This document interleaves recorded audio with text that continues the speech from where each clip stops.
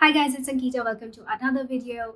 If you are new here, hi, how are you? If you've not already subscribed, please consider subscribing to my channel. I can't believe that we are already halfway through the year. So here I am doing the mid-year freakout tag. There are 13 questions in total, so let's jump right into it. The first question is the best book you have read so far this year. This one, I'll admit, was very difficult for me to pick. I went through all the books that I've read so far this year and I narrowed it down to two books. The first one, surprisingly, is On Earth We Are Briefly Gorgeous by Ocean Vuong. I think I picked this book because it's a unique book. I've never in my life ever read a book as unique as this one. Just the form of it is beautiful. It's full of metaphors. This book is essentially a letter from the narrator to his mother, and his mother cannot read English, so he knows that she is never going to actually read these letters, but he does confess his difficult past in this book. This book definitely touches on a few difficult topics like physical abuse, PTSD, and in this one, the narrator documents his struggle of growing up in the American society as an immigrant Asian queer guy. So this one definitely is not like, it does not have a plot.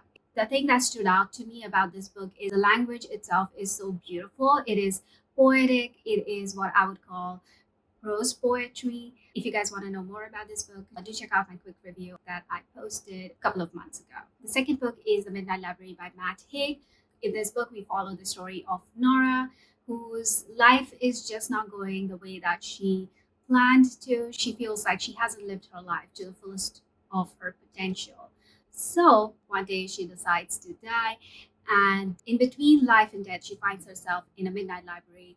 And in this library, there are millions of books, and each of those books is actually a different version of her life based on one small decision that she would have made differently than she actually did. And Nora does get to choose some of these books based on her regrets, and she gets a chance to live those lives through this midnight library. And in the process of tasting these versions of her life, she learns a lot of lessons. And overall, this book is like such a comforting book. This book is especially good for those who are struggling with mental health issues or just struggling with life itself and don't know your purpose in life. Pick this book up. This one is the best book. And even if you are not struggling, I'll say this book is so good. Moving on, the second question is the best sequel you've read so far this year. I haven't read that many sequels as I would have liked. Already regretting. It's going in my book of regrets. But of the few that I've read, I think my favorite is The Book of Life by Deborah Harkness. This is the third book in the All Souls trilogy. The thing I liked about this one is that even though in all of these books, the male character is shown to be very dominant and has an alpha male aura to him, despite of that, I thought the author ended the story really well. It was not at all a damsel in distress situation, and I thought the female character was really strong in this one. That's what I liked about this book. New release you haven't yet read but want to. For the Wolf by Hannah Witten. This one I picked up when I went book shopping in Vegas. If you guys have not watched that video, I'll link it above. Please do check it out. The next one is most anticipated release for the second half of the year. None of my favorite authors are releasing anything. Also, I generally read books a year or two after they have been out there, so I don't have an answer for this one. The next one is The Biggest Disappointment. I'm sorry, but it is The Silent Patient by Alex Michaelides. This one did not impress me at all. Like, I picked this up with a lot of expectations, and I think that was my mistake. I was not impressed by the language. The characters were flat. What else? What else? What else? Too many plot holes. Nothing exceptionally new. But as it is with any book, there is always a takeaway. And the takeaway from this book is that I do want to read the Greek tragedy that this book is based on. The biggest surprise has to be The Little Prince by Antoine de Saint-Exupéry. I liked everything about this book, the dedication, the writing. Author has written the book in such a way that you form an attachment with the character, And by the end of the story, I was crying. I was in tears. It's just beautifully written and has so much depth in it. I especially like the conversation between the fox and the little prince. I also liked the lesson that the prince learns about his rose. It's a very quirky book, and I think the illustrations just take it to another level. If you have not read this book, I highly recommend reading The Little Prince. It's a treasure. Favorite new author? My favorite new author has to be Lucy Maud Montgomery. This is the first year that I read Anne of Green Gables, and I was just blown away by this author's amazing nature writing. For more details about this book, check out my blog. Newest fictional crush has to be Geralt of Rivia. The ninth question is newest favorite character. It has to be Anne Shirley from Anne of Green Gables. She is one of the most spirited characters I have ever encountered in any book, and I just love her imagination. I think every little child should aspire to have that kind of imagination. I love that she's full of beans and how her perspective on life gets her in scrapes, and it's just wonderful to follow her story. Next one, book that made you cry.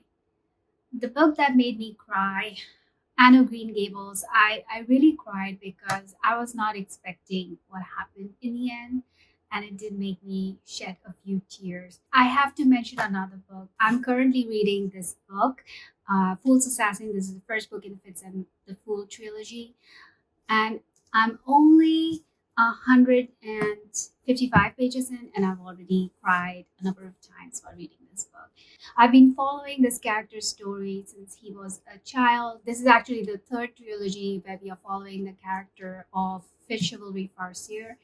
And obviously, when you know a character for so long, you just become so attached. Also, a lot of credit goes to the author. She has done a wonderful job of telling us the story of the chivalry farce of this character. Book that made you happy. Again, Anne of Green Gables. It was hilarious to see Anne Shirley get into trouble, but eventually she wins everyone's heart. The next one is the most beautiful book you've bought so far this year or received. The Girl Who Drank the Moon. Look at the cover, isn't it beautiful? Oh, and the story also is really good. Okay, so the next question is what books do you need to read by the end of this year? I do need to finish the Fitz and the Fool trilogy. Every year, I make it a point to read at least one series written by Robin Hobb. If I had the emotional strength of reading all of her books in a year, I would, but I really do not. All of her books just make me cry so much. So I have been limiting myself to reading one series per year. In that way, I also get time to reflect on the characters and the story and everything that happens in that one series, if that makes any sense. But I do plan to finish that series. Another one is I do want to read The Iliad by Homer. This one is translated by Richmond Latimore. The reason why I want to finish this one is because I want to start reading this one book that everyone is talking about on BookTube. I am familiar with the story of the Iliad, and Achilles is one of my favorite characters. In case you're wondering which one is the other favorite, is obviously Hector. All right, so I think I've answered all the questions in this tag. Please feel free to answer these questions in the comments down below. I'm really curious to know which is your favorite book so far this year and your biggest disappointment as well. Thank you for watching this video. If you have not already subscribed, please hit that subscribe button down below. And as always, don't forget to like and share this video with your friends and family. And I'll see you next time. Until then, bye.